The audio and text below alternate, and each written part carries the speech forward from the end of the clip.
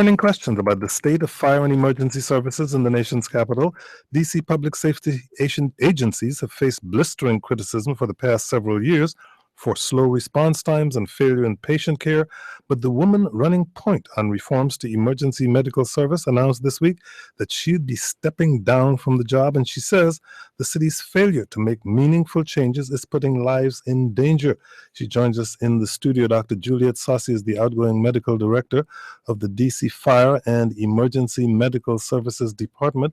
Thank you so much for joining us. Thank you for having me, Kojo. If you have questions or comments, what concerns do you have about DC's emergency medical services? Give us a call, 800-433-8850. Go to our website, kojoshow.org, where you can see the live video stream of this conversation and ask questions or make comments, or shoot us a tweet at Kojo Show. Email to kojo@wamu.org. Dr. Saussy, in your resignation letter, which you can find a link to on our website, kojoshow.org, you laid out a whole host of reasons for why you're stepping away from this department.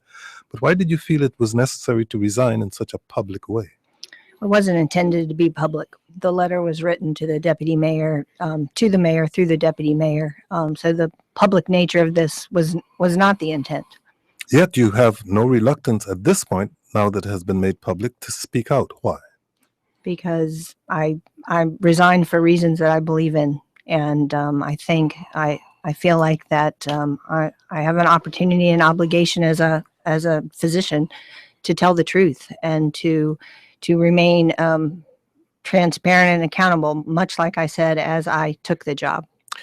For a long time, the prevailing wisdom has been that people need to be cross-trained to fight fires and provide medical services, especially given the fact that most of the calls that go to 911 are for medical emergencies. You feel medical services should be separated. Why? It's been interesting that has been twisted. What I said was that, and I used the analogy of the triathlon, swim, bike, and run. You do one of them generally better than the other, but you can't swim and bike at the same time. So what I said was that there needed to be a laser-like focus on the provision of emergency care. I never said that you couldn't do both. You just can't do both at the same time. Well, there seems to have been a philosophical difference between you and the fire chief, Gregory Dean. I had a conversation with him this morning about that. And that philosophical difference is because you believe in what he calls a third service system. Do you know what that means? I do know what that means. Can you please explain? So a third service means that EMS would be alongside police and fire as a separate service. And we've had that conversation. I joined as an assistant fire chief and EMS medical director of a fire department. So a third service is just one way that you can deliver care. So I think that has been misconstrued, and I understand that they're focused on me wanting a third service. It really doesn't matter in what setting. I've always said it could be the Sewage and Water Board, it could be the Department of Health, it could be the police department. It just has to have its own line of authority, it has to have its own infrastructure, and it has to be uniquely focused and driven by science and medicine. So where it lies, I don't have a strong feeling about that. And so the service that we have here is called a fire first service, or words to that effect, not fire first, fire department driven service. It's a fire-based service. It's a fire-based service, and that was the system that you signed on to participate in. Yes, sir. Why are you then now leaving the system? Because you give the impression that this was not the kind of system you were expecting. No, the reason I'm leaving is that because the culture that exists in this particular... we're going to get to that. The culture that exists in this particular system is rife with resistance to change, and change from the top down. So it has nothing to do with it being a fire-based system. It has to do with this particular system and the roadblocks that I've encountered since day one. So my resignation was based on a number of things that occurred over 7 months. But you knew going in that this was a system that required reform, that was a system that required change. It's one of the things you signed on to do.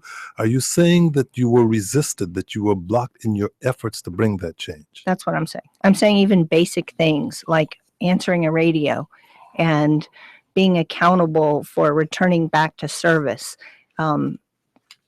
Very, very basic things, deployment decisions, how we send apparatus and response plans of how we respond to certain calls. You respond to low-level calls in a different way than you respond to high-level calls.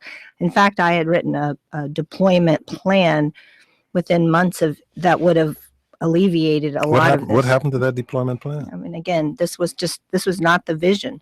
And it became very clear that the vision, it was interesting. They talk about me wanting a third service, and yet that's what they're planning on doing, is bringing in a third service, a privatization, in order to, quote, fix the problem, which is a workaround rather than cleaning your own house first and then supplementing as needed. So I'm very much in favor of cleaning our own house, being accountable, being transparent, and then supplementing as needed. Jullette Saussy is the outgoing medical director of the DC Fire and Emergency Medical Services Department. If you have questions or comments for her, 800-433-8850. Go to our website, kojoshow.org. You can watch the video stream of this conversation there. The chief has pushed a plan to privatize some ambulance service for routine calls to free up resources for more severe emergencies. But here's what he had to say to WAMU about that and about overall performance. Here's what I know. 81% of our business is EMS. Last year, we responded to over 200,000 incidents. Of that, there are incidents that are high profile that we're talking about. But out of the 200,000, there are significant number of incidents where members arrive and perform admirably. I don't think that you can just talk about one piece without talking about the other half. The fact that we are continuing to look forward to introducing the third-party provider here in the next few weeks so that we are able to ensure that we have availability of resources to respond to those critical calls that we continue to get here in the district. You say that this third-party provider is like putting a Band-Aid on a gushing artery. Why do you feel that way? I feel like in order to accept the help of a third-party provider, we have to be able to do the necessary basic evaluation. So that means we have to, so the plan was to send a fire apparatus to every call, low level and high level, to do an assessment. And then the providers would make a decision about whether it was a basic life support call and an AL or an advanced life support call. And all I'm saying is that we have to first be able to discern advanced life support from basic life support within our own house. And that requires training and education. But more importantly, it required that I was able to at least do a baseline assessment so that I could guide that training, which I tried to do very early on. And that was the way I wanted to do it was not acceptable.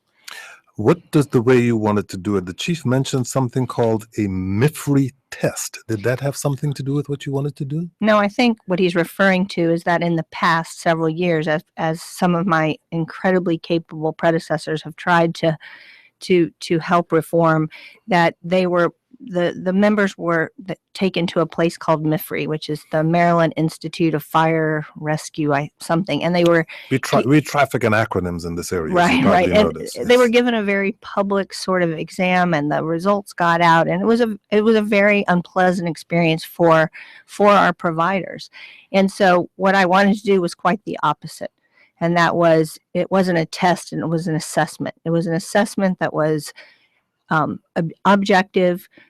I would see the results, and we would use it to focus on training and education and where we needed to focus moving forward. And, again, it didn't have anything to do with MMI other than the fact that they'd had a really bad experience, and they were very uncomfortable that this assessment would turn into that, but that was not the intent at all. Without the availability of that assessment, you were unwilling to put your name guaranteeing the skills and abilities of all of the people in EMS. But it is my understanding that your predecessor was kept on until the end of December to help you in that process. That didn't help you. My predecessor was the interim medical director, and has been the interim medical director many times, graciously agreed to stay on through the transition period so that we could do some education, cadaver lab education, and help write some protocols while I was getting my feet on the ground. And I have nothing but gratitude to him. I want to talk a little bit about a word that the chief used, and that was admirable. I would echo that. Every single day we have providers out here, some of the best in the nation, and I have been privileged to meet many people throughout the world. And we have some people who do admirable work. And he's right, to focus on just these high quote profile cases would be not giving it a fair assessment. We do admirable work, but at the end of the day, we have to be consistent. It cannot be Russian roulette. We have to be consistent, and we have to use our resources, of which we're incredibly fortunate. Most cities in this United States would give anything to have the resources we have here in Washington, D.C. You mentioned the culture that permeates this department, a culture in which, the way you characterize it, people disappear into hospitals and can't be contacted again, a culture in which there is a lack of accountability. What did you find as medical director that you could not do because of that culture? I was unable to hold them accountable. It was unbelievable to me, coming from where I come from and having been an EMT and a paramedic since I was 19, that it would be acceptable to not answer your radio, and to have two people that sit in a communication center whose entire job is to try to find you all day so that we can send somebody on the next call. Now, the flip side of that, this disappearing, when you run people into the ground, when they're running 24/7, they're tired. And so you have to meet, people have to eat, and they have to do all those things. So that I'm not making an excuse for their behavior. I'm just saying that the disappearing may have been part of trying to take care of themselves. But at the end of the day, we're public servants. We come to work every single day, and our job is to serve the public in a high-functioning system, of which there is no reason it can't be here. This is such a fixable system, and it's not about workarounds. It's about fixing our house internally. On the issue of accountability, here's Perry in Brunswick, Maryland. Perry, you're on the air. Go ahead, please. Thanks for taking my call, Kojo. I don't really expect a comment from the guest on this observation, but change is really tough. And I can say that because change is something I'm not afraid of. But many executives, when they say they want change, they really don't want change. They want the appearance of wanting change. And so when they're presented with the scope of the problem and the kinds of resistance which your guest has described, and I have a lot of respect for her because I have had 37 years of experience in government administration and management at a middle level, so I kind of understand systems. I suspect that the change that she needed to have, that she wanted to accomplish, needed support from her superiors or from the mayor, and at some level that support just wasn't there. I don't expect a response from her. Well, there is a response. She is nodding in agreement with you here, but I'd like to make that even more specific, Dr. Saussy. What about the chief's relationship with the union? Do you feel that it affects the competence of the department? Your letter indicated that at first, the chief seemed to want to go along with you in terms of the assessments that you wanted made, but after the union said that it wasn't comfortable with that somehow or the other, the chief's mind changed. Kojo, I really would love to not make this about the union. There is so much that goes on. We spend an inordinate amount of time talking about the different union issues on a daily basis. This is about patient care, a system that high-functioning providers can work in. So I don't want to make this about the union because it's not about the union. Okay, then here is Cindy in Washington, D.C. Cindy, you're on the air. Go ahead, please. Hi, Kojo, and hi, Dr. Saussy.